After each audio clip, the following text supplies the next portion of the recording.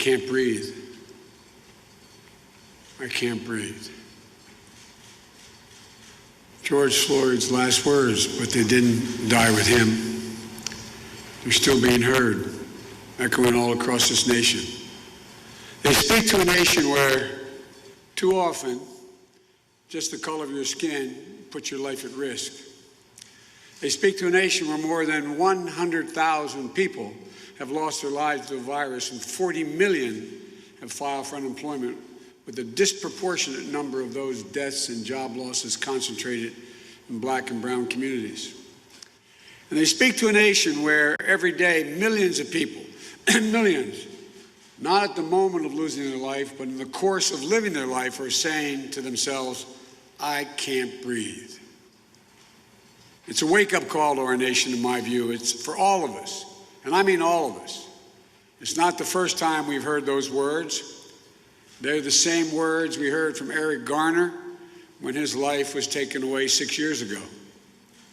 But it's time to listen to those words, to try to understand them, to respond to them, respond with action. A country is crying out for leadership. Leadership that can unite us, leadership that brings us together, leadership that can recognize pain and deep grief of communities that have had a knee on their neck for a long time. There's no place for violence, no place for looting or destroying property or burning churches or destroying businesses, many of them built by the very people of color who for the first time in their lives are beginning to realize their dreams and build wealth for their families. Nor is it acceptable for our police, sworn to protect and serve all people, to escalate tension, resort to excessive violence. We need to distinguish between legitimate peaceful protests and opportunistic violent destruction. We have to be vigilant about the violence that's being done by this incumbent president to our economy and to the pursuit of justice.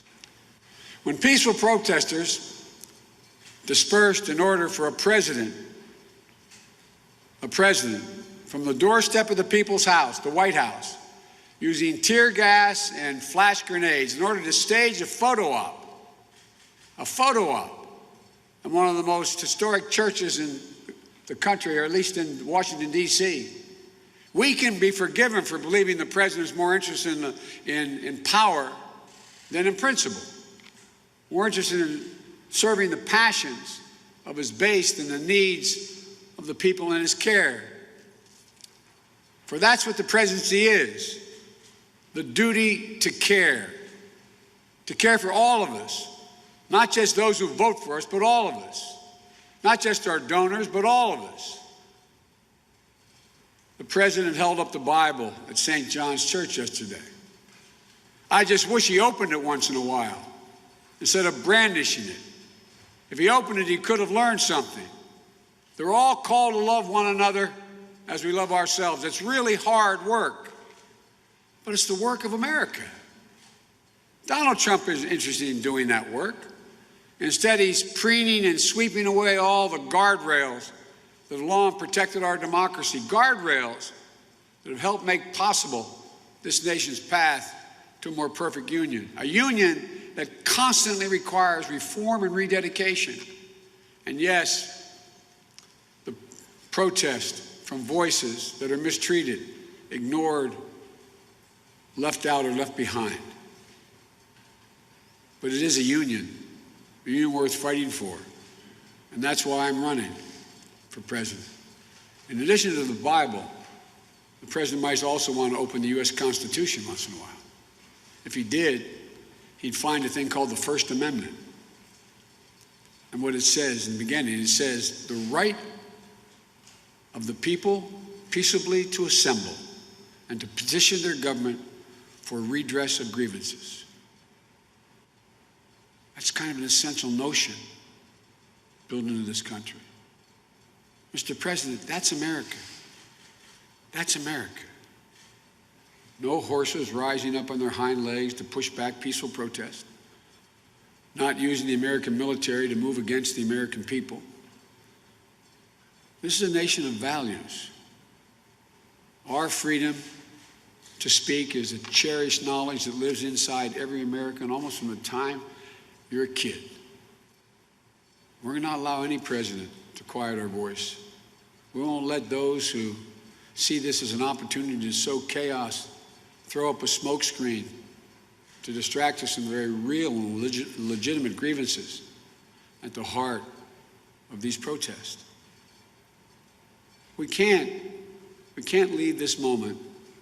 We can't leave this moment thinking that we can once again turn away and do nothing. We can't do that this time. We just can't. The moment has come for our nation to deal with systemic racism, to deal with the growing economic inequity that exists in our nation, to deal with the denial of the promise of this nation made to so many. You know, I've said from the outset of this election that we're in the battle for the soul of this nation. And we are in the battle for the soul of this nation. What we believe, and maybe most importantly, who we want to be, it's all at stake. That's truer today than it's ever been, at least in my lifetime. And it's this urgency, it's in this urgency we can find a path forward. You know, the history of this nation teaches us that in some of our darkest moments of despair, we've made some of our greatest progress. Some of our darkest moments. The 13th, 14th, 15th Amendments followed the Civil War. The greatest economic growth in world history grew out of the Great Depression. The Civil Rights Act of 1964 and the Voting Rights Act of 65 came in the tracks of Bull Connor's vicious dogs. To paraphrase Reverend Barber, it's the morning where we find hope. It's in the morning where we find hope when we mourn. But it's going to take more than talk. We've had talk before. We've had protests before. But we've got to now vow to make this at least an era of action and reverse the systemic racism with a long overdue concrete changes. The action will not be completed in the first 100 days of my presidency if I'm fortunate enough to be elected, or even in my entire term. It's going to take the work of a generation. But if this agenda will take time to complete, it should not wait for the first 100 days of my presidency to get started. A down payment on what is long overdue should come now, should come immediately. I call on the Congress to act this month on measures that will be the first step in this direction, starting with real police reform. Congressman Jeffries has a bill to outlaw chokeholds. Congress should put it on the president's desk in the next few days. There are other measures to stop transferring weapons of war to police forces, improve oversight and accountability, to create a model use of force standard. That also should be made law this month. No more excuses, no delays. If Mitch McConnell can bring in the United States Senate to confirm Trump's unqualified judicial nominees who will run roughshod over our Constitution now, it's time to pass legislation that will give true meaning to our constitutional promise of equal protection under the law. Looking ahead, in the first 100 days of my presidency, I've committed to creating a National Police Oversight Commission. I've long believed we need real community policing.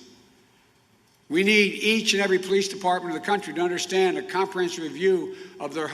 a comprehensive review of their hiring, their training, their de-escalation. Some have already done it, some are in the process of doing it. The federal government should give the cities and states the tools and the resources they need to implement reforms. More police officers meet the higher standards of their profession. Most of them do it. All the more reason why bad cops should be dealt with severely and swiftly. We all need to take a hard look at the culture that allows for the senseless tragedies that keep happening. And we need to learn from the cities and the precincts that are getting it right. We know, though, in order to have true American justice, we need economic justice as well. Here, too, there's much to be done. As an immediate step, Congress should act now to rectify racial inequities that allow COVID-19 recovery funds to be diverted from where they live. I'll be setting forth my agenda on economic justice and opportunity in the weeks and months ahead, but it begins with health care. Health care should be a right, not a privilege. The quickest route to universal coverage in this country is to expand on Obamacare. We could do it, we should do it. But this president, even now, in the midst of a public health crisis with massive unemployment, wants to destroy it. He doesn't care how many millions of Americans will be hurt, because he's consumed with this blinding ego when it comes to Barack Obama, President Obama. The president should withdraw his lawsuit to strike down Obamacare, and the Congress should prepare to pass the act I propose to expand Obamacare to millions more so everyone's covered. These last few months, we've seen America's true heroes. Healthcare workers, docs, nurses, delivery truck drivers, grocery store workers. You know, we've come up with a new phrase for them: essential workers. Essential workers. But we need to do more than praise them. We need to pay them. We need to pay them. Because if it weren't clear before, it's clear now. This country wasn't built by Wall Street bankers and CEOs. It was built by the great American middle class, which was built by unions and our essential workers. You know, I know there's enormous fear and uncertainty and anger in the country. I understand. I know so many Americans are suffering loss of a loved one, suffering economic hardship, wondering, can I feed my family tomorrow? What's going to happen? Suffering under the weight of a generation after generation after generation of hurt inflicted on people of color, on black, brown, and Native communities in particular. Like many of you, I know what it means to grieve. My losses are not the same as losses felt by so many, but I know what it feels like when you think you can't go on. I know what it means to have that black hole in your chest where your grief is being sucked into it. Just a few days ago marked the 5th anniversary of my son Bo's passing from cancer. And there's still moments when the pain is so great it feels no different than the day I sat in that bed as he passed away. But I also know that the best way to bear loss and pain is to turn it into that anger and anguish into purpose. And Americans know what our purpose is as a nation. It has to be guided. It has to be guided. It's guided us from the very beginning. You know, it's been reported the day that President John F. Kennedy was assassinated, little Yolanda King came home from school in Atlanta and jumped in her daddy's arms and said, "Oh, Daddy," she said, "now we're never going to get our freedom." Her daddy was reassuring, strong, and brave. He said, "No, don't worry, baby. It's going to be okay. It's going to be all right." Amid the violence and fear, Dr. King, he persevered. He was driven by his dream of a nation where justice runs down like water and righteousness like a mighty stream. Then, in 1968, hate cut him down in Memphis. A few days before Dr. King was murdered, he gave a final Sunday sermon in Washington, where he told us that though the arc of the moral universe is long, he said it bends towards justice. And we know we can bend it because we have. We have to believe that still. That's our purpose. It's been our purpose in the very beginning, to become a nation where all men and women are not only created equal, but they're treated equally. Not just created equal, but treated equally. to become a nation defined, in Dr. King's words, not only by the absence of tension, but by the presence of justice. It's not enough just to not have tension, but justice.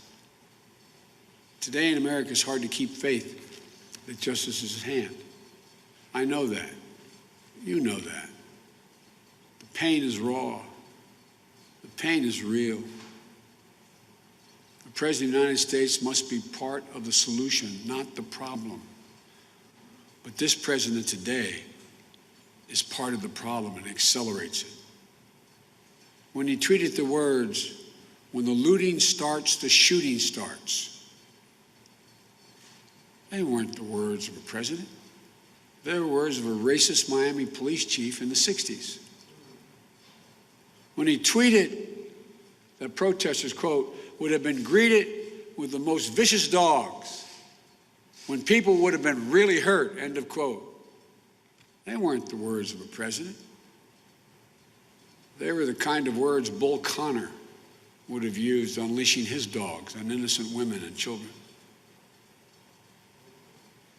You know, the American story is a story about action and reaction. That's how history works. We can't be naive about it. I wish I could say that hate began with Donald Trump and will end with him. It didn't, and it won't. American history isn't a fairy tale with a guaranteed happy ending. The battle for the soul of this nation has been a constant push and pull for more than 240 years. A tug of war between the American ideal that we're all created equal and the harsh reality that racism has long torn us apart. The honest truth is that both elements are part of the American character. Both elements. At our best, the American ideal wins out. But it's never a rout. It's always a fight, and the battle is never fully won. But we can't ignore the truth that we're at our best when we open our hearts rather than clench our fists. Donald Trump has turned this country into a battlefield riven by old resentments and fresh fears. He thinks division helps him. His narcissism has become more important than the nation's well-being that he leads. I ask every American, I mean this from the bottom of my heart, I ask every American, look at where we are now and think anew. Is this who we are? Is this who we want to be? Is this what we want to pass on to our children and our grandchildren? Fear, anger, finger pointing, rather than the pursuit of happiness? Incompetence and anxiety, self-absorption, selfishness? Or do we want to be the America we know we can be? The America we know in our hearts we could be and should be. Look, I look at the presidency as a very big job, and nobody will get it right every time. And I won't either. But I promise you this, I won't traffic in fear and division. I won't fan the flames of hate. I'll seek to heal the racial wounds that have long plagued our country, not use them for political gain. I'll do my job and I will take responsibility. I won't blame others. I'll never forget, I will never forget, I promise you, this job is not about me. It's about you. It's about us. It'll work not only to rebuild the nation, but to build it better than it was. We're the only nation in the world that goes through crisis and comes out better. To build a better future. That's what America does, to build a better future. We build the future. It may, in fact, be the most American thing to do, build the future. We hunger for liberty the way Harriet Tubman and Frederick Douglass did. We thirst for the vote like Susan B. Anthony and Ella Baker and John Lewis did. We strive to explore the stars, cure disease, make an imperfect union more perfect than it's been. We may come up short, But at our best, we try. My fellow Americans, we're facing formidable enemies. They include not only the coronavirus and the terrible impact on the lives and livelihoods, but also the selfishness and fear that have loomed over our national life for the last 3 years.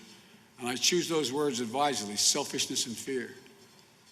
Defeating those enemies requires us to do our duty, and that duty includes remembering who we should be.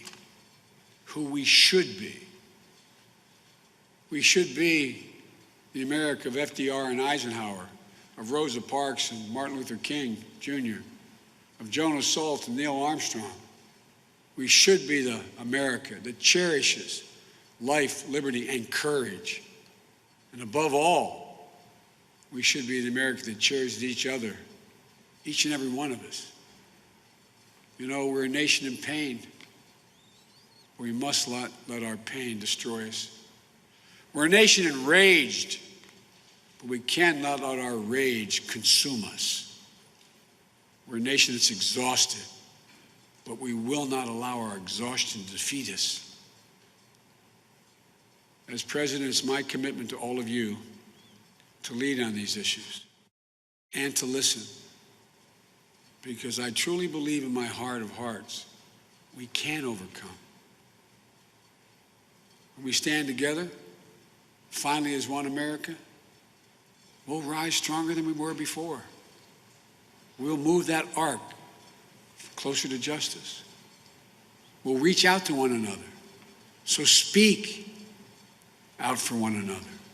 And please, please, do what's recently been happening. Take care of one another. This is the United States of America. There's never been anything we've been unable to do when we set our mind to do it, and we've done it together. Together, united. That's who we are at our best. May God bless you all, and may God protect our troops. Thank you.